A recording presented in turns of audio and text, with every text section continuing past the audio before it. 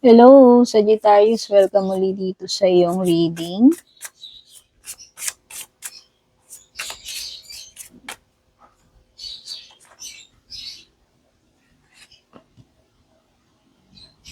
Pasensya na po kayo natagal. Ang daming ganap.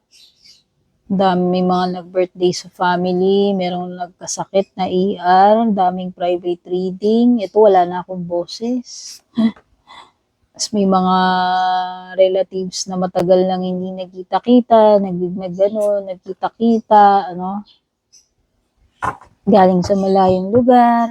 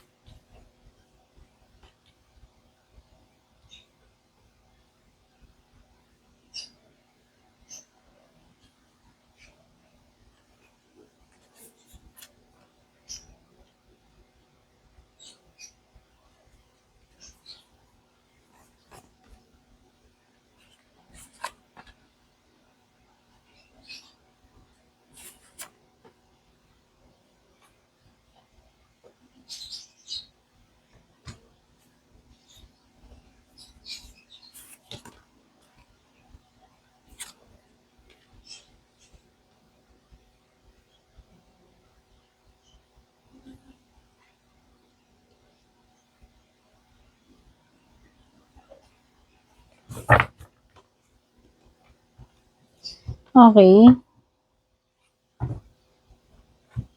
Mga zodiac signs na nandito. Pero kahit naman anong zodiac sign, sabihin ko lang yung mga lumalabas. Meron ditong Gemini, meron Leo, merong Virgo. Wow, Sagittarius. Kunin ko lang tong baraha mo.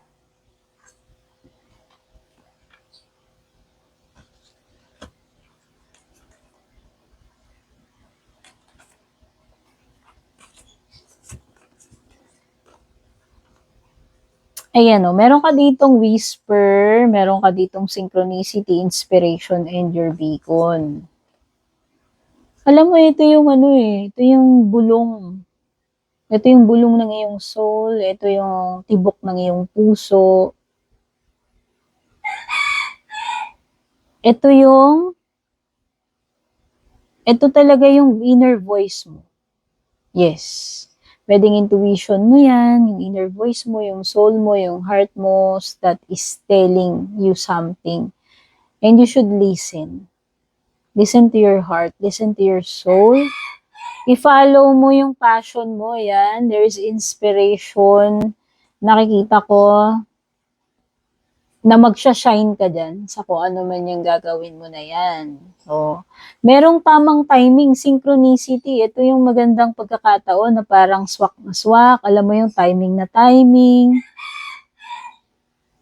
Parang may sinasabi dito na pakinggan mo yung angel mo or yung divine kung meron mang guidance or message para sa'yo. Mafe-feel mo yan. Basta you will just know. Malalaman mo na lang, mafe-feel mo yan. Or pwede ngang ito yung soul mo, ito yung inner voice mo, yung heart mo, yung inner self na nagsasabi sa'yo na ito yung gawin mo, ito yung gusto mong gawin, no? Kaya nga sabi ko, follow your heart, follow your passion, no? And then nakikita ko nga, ikaw ay magsha-shine, magkakaroon ka ng glow up, mag-i-stand out ka, magiging successful ka dito sa gagawin mo. Mapapansin ka. Di ba? Hmm.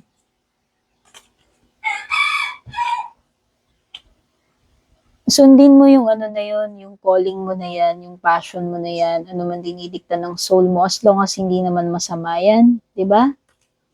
Okay? As long as ikakabuti mo yan, kumbaga hindi mo naman ikakasama, hindi rin ikakasama ng iba, why not, di ba? Para kasing sinasabi doon, pakinggan mo yung sinasabi ng puso mo eh. Pakinggan mo yung sinasabi ng soul mo eh. I-follow mo yung path na yun, yung passion mo na yun, di ba? Yun kasi yung path papunta sa happiness, sa success na sinasabi doon sa beacon. Okay? So, just trust the divine timing, lumitaw ang synchronicity, lumitaw ang trust. Synchronicity, sabi ko ngayon yung perfect timing or slash divine timing. Have patience. Ikalma mo lang yung sarili mo. Oh. During the waiting period, habang hindi pa time, do something that is worthwhile, that is meaningful, that is productive. Darating din talaga yung tamang time. Just trust the divine. No? Trust God's plan. Have patience. At ikalma mo muna yung isip mo. Okay? Huwag kang mag-alala kasi ito this is a blessing or miracle na siguro iniisip mo, walang tutulong sa'yo, walang pakialam sa'yo, walang may pake, malasakit. Pero meron. Someone, an angel or someone, a person disguised, an angel disguised as a person na mag-show ng compassion, ng kindness sa'yo, ng support, ng understanding na kinakailangan mo. Maybe during a difficult time na mararanasan mo. Okay? So right now, wag kang mag-overthink, wag kang maging anxious. Just pray, wait for the divine timing, ikalma mo yung sarili mo. Okay? Yun yung mga messages sa'yo. Oh, kasi parang may divine guidance dito aside doon sa inner voice mo eh. Okay? Okay, ang ganda Sagittarius kasi nakikita ko when it comes to money, may stability. Okay? Wala kang problema when it comes to pera. Yan ang Sun card. All your needs will be met sa tamang panahon. Ibibigay yung mga pangangailangan mo. Of course, maging realistic tayo. Magtrabaho rin tayo. Gawin natin yung part natin. Ayan, oh. Simulan mo yung dapat mong simulan. Gawin mo yung dapat mong gawin. Work hard, pray hard, no? Maabot mo rin yan, maabot mo rin itong security na ito, stability na to. Pero yun nga, nakita ko stable naman eh. Mag-trust ka lang talaga oh. Oh. Siguro kung ano man yung hindi okay dito, kung aalis ka. Something na related sa pinaplano mong paglalakbay, pupuntahan, pag-abroad, pag-alis. Pwede hindi yun yung tamang timing na aalis ka. Pwede hindi ito yun. O baka sinasabi, maghintay ka muna, mag-have patience ka muna, wait, trust the divine timing, relax lang. Kalma mo lang muna yung sarili mo, darating din yung time mo, darating din yung moment mo, di ba? Nakita ko yun, magsha-shine ka rin eh. So maybe itong mga pinaplano mo sa ngayon, hindi pa ito mag-workout, especially sa pag-expand, sa pagta-travel. O, ayan yun. Maybe hindi mo pa makukuha yung mga results na gusto mo. Maybe hindi mo pa magagawa lahat talaga ng gusto mong gawin sa ngayon. Trust the divine timing, have patience. No? Maybe hindi pa ngayon yung malaking pagbabago, pero oo, magkakaroon ng pagbabago. Ayan na oh. After neto eh.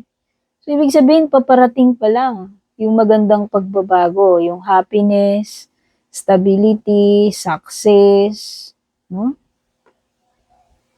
Paparating pa lang yung ginhawa, paparating pa lang yung improvements, di ba?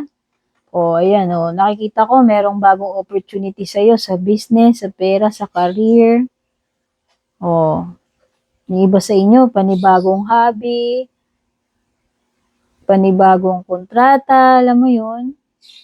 Kasi, eto parang hindi mo masimulan, hindi ka makaalis, hindi mo magawa. Pero tignan mo yung transition ng mga baraha mo.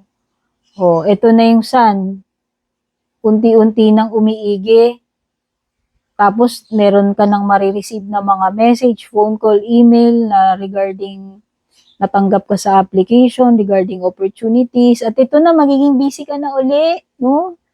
Magiging marami na ulit ganap, magiging productive ka na uli, di ba? Makakapag-travel ka na uli. Ito yun eh. O, ayan o, sa pinakadulo mo, magsasucceed ka. O, ito, ano man itong laban na to, ano man itong pagdadaanan mo sa buhay, magsasucceed ka. Victory, yung dulo mo eh. O, ayan na yung hermit. Ibig sabihin, natapos na yung journeying mo, naliwanagan ka na, mas wise ka na. Maybe nahanap mo na kung ano rin yung dapat mong hanapin dito, matutunan dito. Okay? O, ito na yun eh. O, hermit is a beacon and hermit ay mga source ng ilaw. So, yan. Yung mga period ng madilim, mapapalitan na ng kaliwanagan, masaya, masigla, positive, no? Magtatapos na yung mga madilim na pinagdadaanan mo. Okay? So, sa love life mo,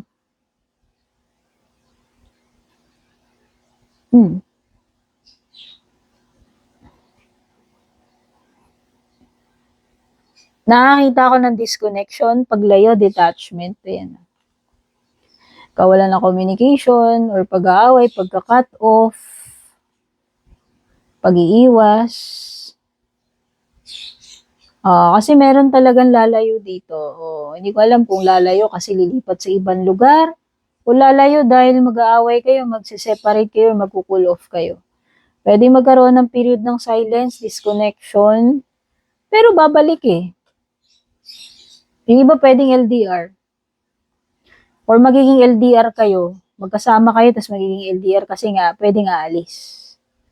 Baka magtatrabaho sa ibang lugar, city o bansa, madistino sa ibang lugar, no? Ibang company. So yun, nakikita ko na kahit magkalayo kayo nito, kahit may umalis, babalik at babalik pa rin kayo sa isa't isa or marireunite pa rin kayo. No? Magiging happy ending pa rin yan eh. Mawalan man kayong communication, nakikita ko pages, 8 of Wands. Manunumbalik din yung communication na yan eh. So in short, happy ending pa rin. Magkaroon man ng disconnection, magkaroon man ng away, ng problema dito sa love life mo. Marireunite, marireconcile pa rin kayo.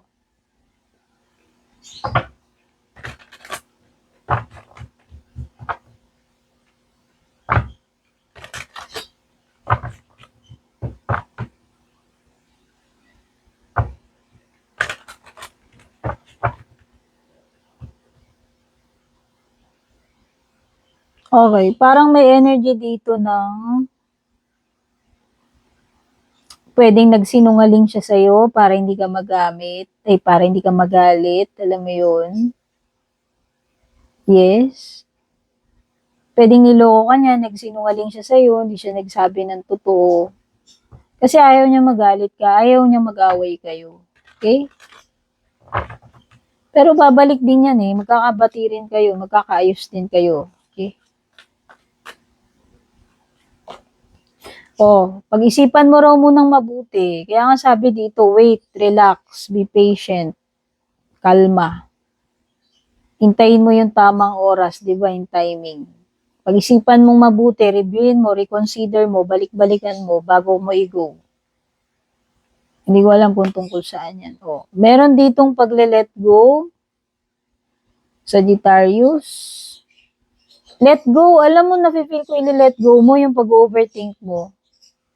Yung pagkokontrol mo sa lahat ng bagay. Kung wala ka namang magagawa, kumalma ka, mag-pray ka, hintayin mo yung divine timing. Feeling ko yun yung dapat mong i-let go eh. Yun yung tinuturo sa'yo dyan sa mga cards sa taas. O, listen to your intuition. Sinabi na ba yung intuition dyan? Yes. Ay. Wala. Wala kang intuition card dito. Pero sabi dyan, pakinggan mo yung intuition mo. Ayun, no? Di ba yung inner voice na sinasabi ko sa'yo, your soul, your heart, your inner voice, listen to your intuition or your angels. Okay?